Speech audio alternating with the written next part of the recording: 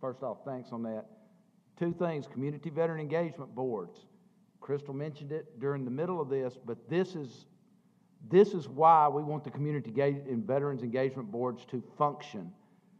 Things like the suicide prevention program and anything like that. So as you people across the state are identifying things that you think your community needs to do, start building this and start creating a formal organization in your community and call it whatever you want to call it. Call it the Wilson County Veterans Love Veterans or whatever, it doesn't matter. But it's a community, that's what we're talking about. Create that thing. We've got lots of subject matter experts all over the state that can be part of how you do this, and we can start exporting this program directly into your community, and you can start pushing it right into the shelter, pushing it right into the American Legion post, wherever it is you want to go with your program. So Community Veteran Engagement Boards is absolutely a partner of how we're going to do this. The other thing I want to talk about, the Governor's Working Group Subcommittee on Healthcare. Steph Young and Brian Sanguetti are the co-chairs of that. They're both from the VA. Stephanie runs the VA Medical Center in Asheville. Brian works right out of the VISN. And, once again, suicide prevention is, the VA and the VISN 6 has adopted that as a major program. All of these things tie right together. We can, your community veteran engagement boards, we can hook you up with that subcommittee. That subcommittee has access to the resources. They can push it back. They have access to Blake. Blake has access to Brandon. So I can't emphasize how important generating that community veteran engagement board and executing and being part of what this governor's working group is developing. We've got opportunities here to make all these programs that people talk about work and generate results and get places where people get the information they need. They have access to people that can talk to them. It's counseling, it's all that. So I can't spend enough time focusing everyone on this is how we'll make it work. Community veteran engagement boards and these subcommittees, we get those things and we get everybody on board there, all this stuff is going to happen. So, thanks.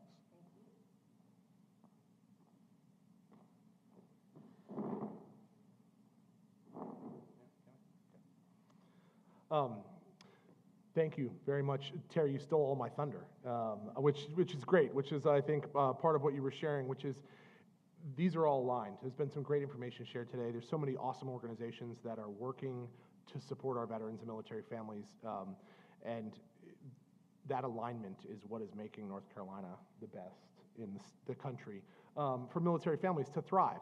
So I was asked to come out today and share a little bit about the Staff Sergeant Fox grant. So I will give you some high-level pieces, but I also wanted to open it up for questions in case there's any. The good news is everything that just got briefed, the findings from those both mayors and governor's challenge for suicide prevention, the work of NC Serves that's been around for 7 years and supported by NCDHHS, everything that this state has been doing were implemented into those grant responses. Both Brandon's team and our team felt like we don't need to reinvent the wheel. We don't need to change anything. We need to be more intentional in aligning certain efforts and then grow the capacity of all of our organizations and our teams. So I'll dive into that a little bit. If you have any questions, my contact information is up there. Paul Berry's contact information is up there. He couldn't be here because he's working with our tech partner to make sure that the new Unite Us updates that take effect on Monday will support this new Staff Sergeant Fox Suicide Prevention Grant Program. So here's it's a snapshot. If you're not familiar, take a second and appreciate the fact that the VA is investing $174 million in suicide prevention grant funding at the local level in communities for the next 3 years. The first year is a $52.5 million investment in 80 different organizations across 43 states. 2 in North Carolina. Veterans Bridge Home and Veterans Service of the Carolinas are honored to be that partner or those partners in that work locally. But this has been, honestly, it's been a long time coming. Robert Pittenger, a Republican, and Alma Adams, a Democrat, both in Charlotte, put forward legislation in the 2015 Congress that said we can better serve our veterans through coordinated local community-based care. Now, that legislation didn't go anywhere, but it was the first really attempt to say, hey, communities are doing it. It was based off work that started in North Carolina. Fast forward to 2018, both the Senate and House Veteran Affairs Committee sent their staffers to North Carolina to talk to Brandon's team, to talk to our team, to talk to our friends down in Greenville, South Carolina, about what does community-based care look like? What is coordinated care through a HIPAA and PI compliant technology? How could that impact veteran suicide? That informed the legislation. It was actually 4 pieces of legislation that got pushed together and was the Commander Hannon Act. So up there on the screen has some details about the Commander Hannon Act, and 1/3 of the Commander Hannon Act, which was an amalgamation of Michigan, California, and North Carolina legislation that was brought together, created the Staff Sergeant Fox Suicide Prevention Grant Program. So there's details there. That was signed into law in 2020. It was actually funded and released as a notice of funding opportunity in April. It was due in June, and then on Monday, the announcements were made. So if anything, I mean, while Brandon and I and our teams are both honored to do this work and humbled to have this responsibility, it's a testament to what North Carolina's been doing for years. Everything you saw in the questions tied back to things that North Carolina had been doing. Everything that Terry just shared were very specific questions in the application that they wanted to know. Who do you partner with? How do you partner with your VA? What state agencies do you work with? What local agencies do you work with? How do you measure and track your nonprofit partners? The connectedness side of the Mayor's Challenge, there were very intentional questions on how do you measure your connectedness in your communities that you intend to serve, and how can that address the risk factors for suicide, right? Economic instability, housing instability, social isolation, lack of access to healthcare, lack of benefits. We're doing that. This now gives us more support to do it better. And then the big piece also is training. So I can dive into some questions if there's any more details. I don't want to bore you with the details. It was 104 pages was our submission to the VA.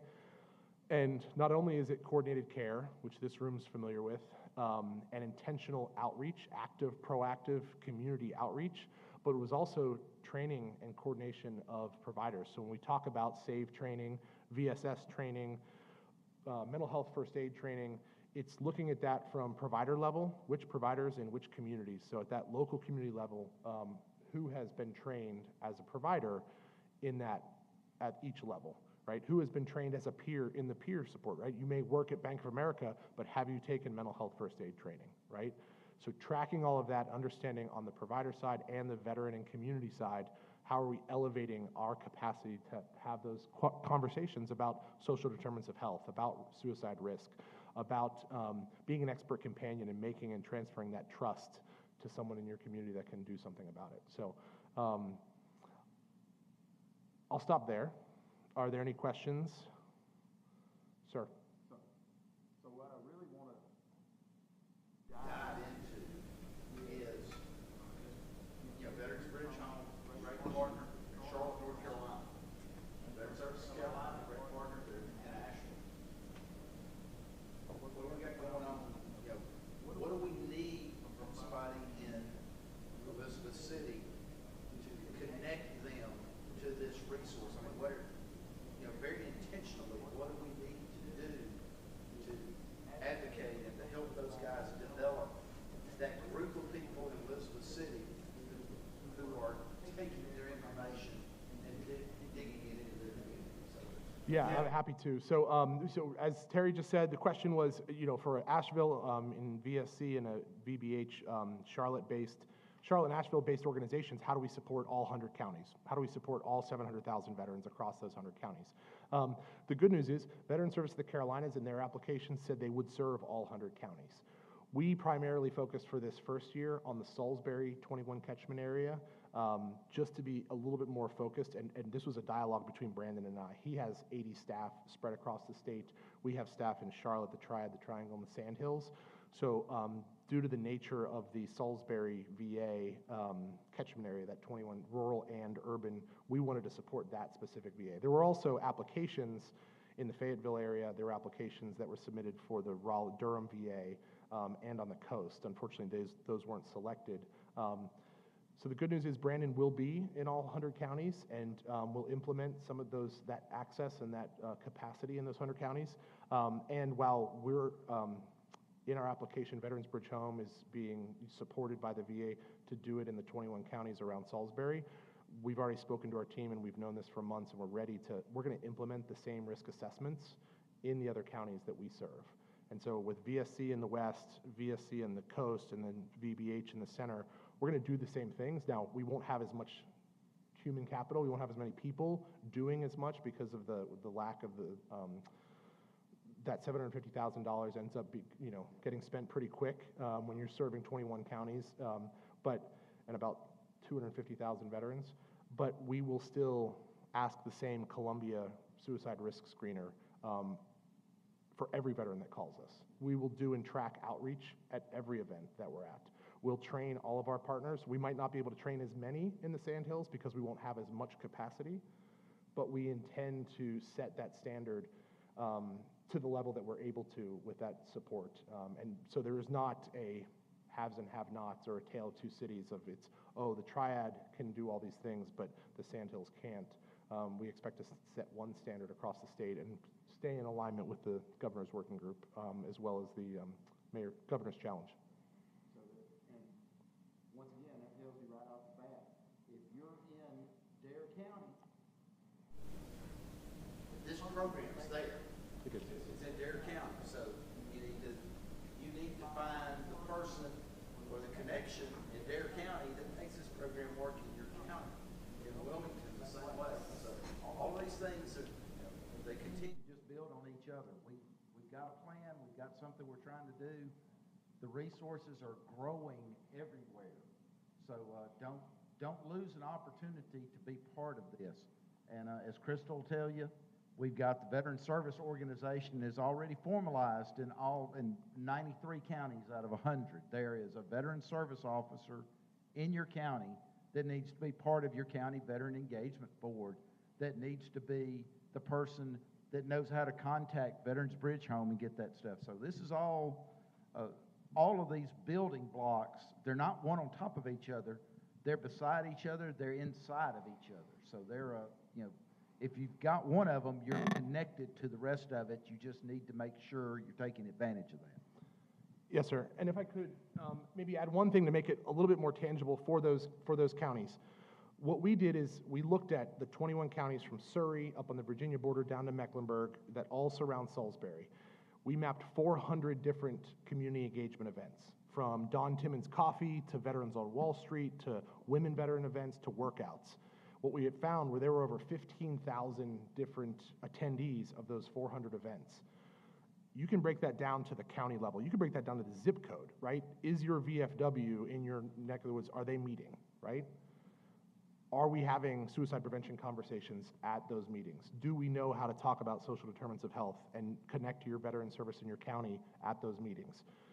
By doing that and being more intentional in those screening to say, we're getting in front of what percentage of the veterans, how many then get identified as needing a social determinant of health, housing, healthcare, employment, education, benefit, social enrichment, just like your subcommittees, sir, for this work group. Then identifying the risk factor and saying, what is the low, moderate, or high risk for their suicide, and then routing them appropriately. Oh, low risk, want to get plugged in, social enrichment, no problem. Moderate risk, 2+ needs, housing and financial assistance, housing and employment, they're unemployed and they're at risk of losing their homelessness, more moderate risk. Or high risk, 3+ needs in the social determinants of health bucket, and then what sort of mental health assets do we need to plug into at the VA, at the state, with non-traditional care. So doing all of that, measuring all of that, and then also knowing how ready our communities are, that can be done anywhere. And now through the support and the engagement with the VA, we can track that information and know how we're moving the needle in identifying those risk factors and then actually serving them more efficiently and effectively. Are there any other questions about the grant program? Awesome. Thank you very much for the time.